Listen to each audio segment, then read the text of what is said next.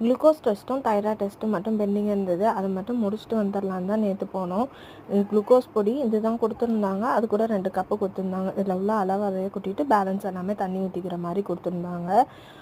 Evening போகலாம் அப்படின்னா சரியான தலைவலி, இதோட இனிமேல் குடிச்சிட்டு போக முடியாது அப்படின்றதுனால நேற்று அந்த பிளானை கேன்சல் பண்ணிவிட்டு மார்னிங் போகலாம் அப்படின்னு சொல்லிட்டு இன்றைக்கி மார்னிங் தான் போயிருந்தோம். மார்னிங் ஹெல்த் மிக்ஸ் மட்டும் குடிச்சிட்டு ஒரு 1/2 hour கழிச்சு குளுக்கோஸ் பொடி வந்து குடித்ததுக்கப்புறம் 1.5 hour கழிச்சு போனோம். ஹாஸ்பிட்டல் இங்கே பக்கத்தில் தான், ஒரு 5 to 10 minutes போயிடலாம். அங்கே போயிட்டு ஒரு 1/2 hour வெயிட் பண்ண சொன்னாங்க. கரெக்டாக 2 hours வந்து பிளட் எடுத்துக்கிட்டாங்க. நம்மளுக்கு இந்த பிளட் டெஸ்ட் இன்ஜெக்ஷன்னாலே பயம். பக்கத்தில் ஹஸ்பண்டை நிற்க வச்சு அவங்க கையை இறுக்கி பிடிச்சிட்டு தான் நின்று. என்ன மாதிரி யாருக்கெல்லாம் ஹாஸ்பிட்டல்னாலே பயம் அப்படின்னு மறக்காமல் கமெண்ட் பண்ணுங்கள். அந்த குளுக்கோஸ் பொடியை குடிச்சு முடிக்கிறதுக்குலாம் எனக்கு ஒம்மட்டும் எனக்கு தான் தெரியும்.